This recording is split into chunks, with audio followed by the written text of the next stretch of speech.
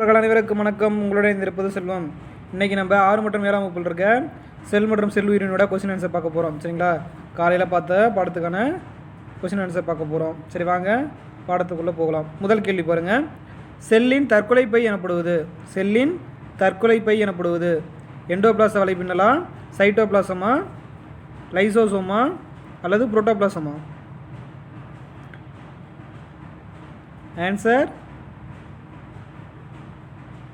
Option B, லைசோசோம்கள். சரிங்களா? Option B, லைசோசோம்கள். ஏன்னா என்னது, இதுதான் வந்து ஏதாவது ஒரு செல்லு பாதிக்கப்பட்டிருந்தாலோ அல்லது நோய்பட்டிருந்தாலோ என்ன பண்ணும், இந்த செல்லை அதை போயிட்டு அந்த செல்லை தாக்கி இதுவும் செத்துரும், அந்த செல்லையும் வந்து பார்த்தோம்னா சிதைச்சிரும். சரிங்களா? ஸோ அதனால தான் இதனை வந்து செல்லினுடைய தற்கொலை பைகள்னு சொல்லி சொல்கிறோம். அடுத்து 2வது கொஸ்டின் பாருங்கள். செல்லை பற்றி படிக்கும் அறிவியல் பிரிவு செல்லை பற்றி படிக்கும் அறிவியல் பிரிவு மைக்காலஜியா, பைக்காலஜியா, செல் உயிரிலா, என்டமாலஜியா? இது ரொம்ப ஈஸியான கொஸ்டின். என்னது? ஆப்ஷன் சி, செல் உயிரியல். சரிங்களா?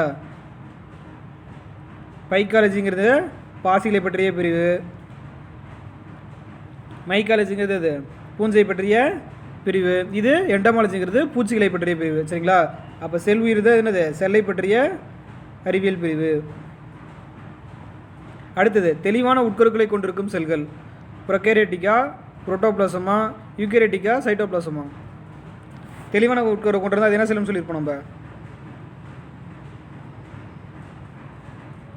ஆன்சர் ஆப்ஷன் சி, யூகேரியோட்டிக் செல்னு சொல்லியிருப்போம். சரிங்களா? ஏன்னா யூகேரியோட்டிக்கில் தான் என்ன இருக்கும், நன்கு தெளிவான உட்கருவானது இருக்கும். ப்ரொகேரியோட்டிக்கில் உட்கருவு இருக்காது அல்லது தெளிவற்ற உட்கருவானது இருக்குன்னு சொல்லி பார்த்துருப்போம். புரோட்டோபிளாசங்கிறது என்னது, உட்கரு மற்றும் அதனை சுற்றியுள்ள பகுதிகளெலாம் சேர்ந்தது. சரிங்களா? அது உட்கரு மற்றும் புரோட்டோபிளாசம் இரண்டும் சேர்ந்தது நம்ம புரோட்டோபிளாசம் சொல்லி சொல்லுவோம். சரிங்களா? உட்கரு மற்றும் சைட்டோபிளாசம் இரண்டும் சேர்ந்தது புரோட்டோபிளாசம் சொல்லுவோம். சைட்டோபிளாசங்கிறது என்னது, உட்கருவை தவிர மீதி இருக்க பிளேஸ்லேருந்து என்ன சொல்லுவோம், சைட்டோபிளாசம்னு சொல்லி சொல்லுவோம். சரிங்களா? அந்த ஜெல்லி போன்ற பகுதியை தான் நம்ம சைட்டோபிளாசம்னு சொல்லி சொல்லுவோம். ஸோ நம்ம ஆன்சர் என்னது அப்போ? ஆன்சர் தெளிவான உட்கருகளை கொண்டுள்ளது என்ன பார்த்தோம்னா ஆன்சர் ஆப்ஷன் சி, யூகேரியோட்டிக் செல். அடுத்த 4வது கொஸ்டின் பாருங்கள். பச்சைய நிறமியுள்ள செல் நுண்ணுறுப்பு பச்சையம் நிறமியுள்ள செல் நுண்ணுறுப்பு இது மைட்டோகாண்ட்ரியா, பசுங்கணிகமா, நுண்குமிழ்களா, சைட்டோபிளாசமா? பச்சையம் நிறமியுள்ள நுண்ணுறுப்பு. ஆன்சர் ஆப்ஷன் பி, பசுங்கணிகம். சரிங்களா? இதில் தான் இது பச்சையம் இருக்கும். இதன் மூலமாக தான் தாவரங்கள் வந்து ஒளிச்சேர்க்கை சொல்லுன்னு சொல்லி பார்த்துருப்போம். சரிங்களா? பசுங்கணிகள் இருக்கக்கூடிய பச்சை நிறமின் காரணமாக தான் தாவரங்களால் ஒளிச்சேர்க்கை செய்ய முடியுது. சரிங்களா? அடுத்தது 5வது கொஸ்டின் பாருங்கள். செல்லின் ஆற்றல் நிலையம் எனப்படுவது செல்லின் ஆற்றல் நிலையம் எனப்படுவது பசுங்கணிகமா, மைட்டோகாண்ட்ரியாவா, உட்கருவா, உட்கருமணியா?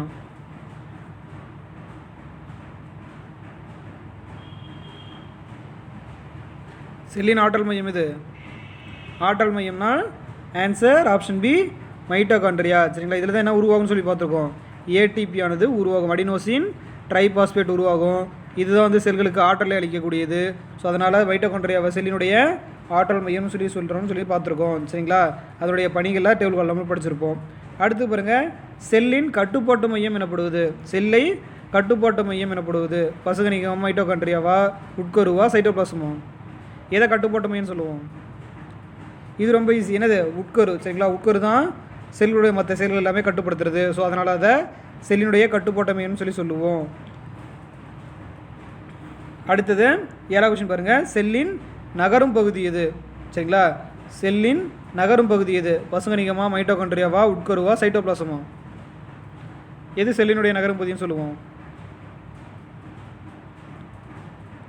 Answer option D, cytoplasm. சரிங்களா? இதுதான் என்ன பண்ணும், அது உட்கருக்கு வெளியே இருக்க அந்த ஜெல்லி மாதிரியான பகுதியை வந்து பார்த்தோன்னா மூவ் ஆகும். ஸோ அதனால தான் என்னது, உடலிய செயல்கள் நடைபெறும்னு சொல்லி சொல்லுவோம். சரிங்களா? செல்லுடைய வேதி வினைகள்லாம் நடைபெறும்னு சொல்லி பார்த்துருப்போம்.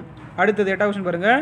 உயிரினங்களுடைய அடிப்படை அலகு உயிரினங்களுடைய அடிப்படை அலகு செல்லா, திசுவா, உறுப்பா, உறுப்பு மண்டலமா? இது ரொம்ப ஈஸி. இருக்கிறதுல எது சின்னது? ஆன்சர் ஆப்ஷன் ஏ, செல். சரிங்களா? அதாவது பல செல்கள் சேர்ந்து திசுக்களை உருவாக்கும், பல திசுக்கள் சேர்ந்து உறுப்புகளை உருவாக்கும், பல உறுப்புகள் சேர்ந்து என்ன உருவாக்கும், உறுப்பு மண்டலம் உருவாக்கும்னு சொல்லி நம்ம படிச்சிருப்போம். சரிங்களா? அப்போ அதனுடைய செல்லுடைய இது அதாவது உயிரினுடைய அடிப்படையாக என்னன்னு கேட்டால் என்ன ஆன்சரு? செல்னு சொல்லி எழுதுவோம். அடுத்து 9வது கொஸ்டின் பாருங்கள். பின்வருவனவற்றுள் ஒரு செல் உயிரி அல்லாதது. ஒரு செல் உயிரி அல்லாதது எதுன்னு கேட்டிருக்காங்க. கிளாமிடா மோனஸா, யூக்ளினாவா, அமீபாவா, தவளையா, இதில் எது ஒரு செல் உயிர் கிடையாது? இது ஈஸியாக கண்டுபிடிச்சிடலாம். சரிங்களா? என்னது ஆன்சர்? ஆப்ஷன் டி, தவளை. சரிங்களா? இது வந்து என்னது? பல செல் உயிரிக்கான எடுத்துக்காட்டு தான் தவளை. உயிரிக்கு என்னது? கிளாமிடா மோனஸ், அமீபா, யூக்ளினா, இதெல்லாம் என்னது? பாரமீசியம், இதெல்லாம் ஒரு செல் உயிரின்னு பார்த்துருப்போம். சரிங்களா? அடுத்தது 10வது கொஸ்டின் பாருங்கள். பல்வேறு உறுப்புகள் இணைந்து உருவாக்குவது. இப்போ தான் பார்த்தோம். செல்லா, திசுவா, உறுப்பா, உறுப்பு மண்டலமா? பல்வேறு உறுப்புகள் இணைந்து உருவாக்குவது ஆப்ஷன் டி, உறுப்பு மண்டலம். சரியா? நிறைய உறுப்புகள் சேர்ந்து நமக்கு உறுப்பு மண்டலத்தை உருவாக்கும். இந்த உறுப்பு மண்டலம் எல்லாம் சேர்ந்து ஒரு குறிப்பிட்ட பணியை செய்யணும்னு சொல்லி பார்த்துருப்போம். என்னது?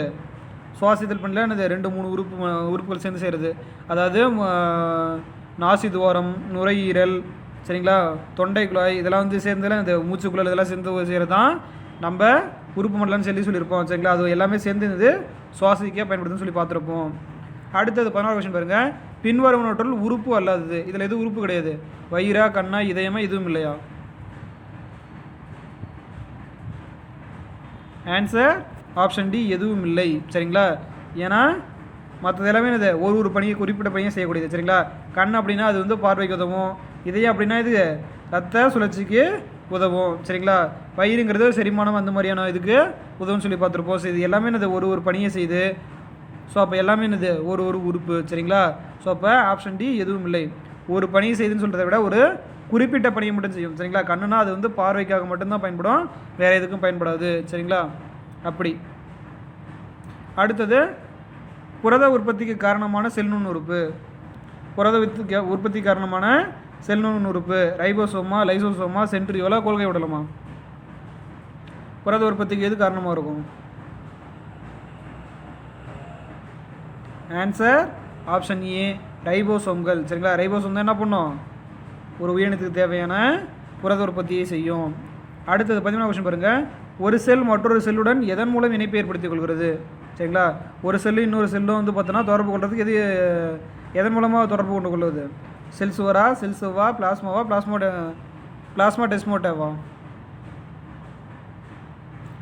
Answer? Option D, plasmodesmata. சரிங்களா? ஒரு செல்லும் இன்னொரு செல்லும் வந்து பார்த்தோம்னா பிளாஸ்மா டெஸ்மோட்டா அப்படிங்கிற ஒரு சிறிய துவாரத்தின் வழியாக தான் என்னது தொடர்பு கொண்டுன்னு சொல்லி நம்ம பார்த்துருப்போம். சரிங்களா? அடுத்தது 14வது செல். விலங்கு செல்லில் காணப்படாத செல்நுண் உறுப்பு. விலங்கு செல்லில் காணப்படாத செல்நுண் உறுப்பு பிளாஸ்மாவா, உட்கருவா, சைட்டோபிளாசமா, பசுங்கணிக்கமா? விலங்கு செல் எது இருக்காது? ஆன்சர்? ஆப்ஷன் டி, பசுங்கணிகம். ஏன்னா பசுங்கணிகம் வந்து தாவரத்தில் மட்டும்தான் இருக்குன்னு சொல்லி நம்ம பார்த்துருப்போம். சரிங்களா? அடுத்தது தாவர செல்லில் காணப்படாத செல்நுண் உறுப்பு இது. செல் சுவரா, செல் சவ்வா, சென்ட்ரியோலா, செல் சுவரா? 2 தடவை செல் சுவர் கொடுத்துட்டாங்களா? இதனால் எண்டோபிளாஸ்ட் அலைபினல் போட்டுங்க.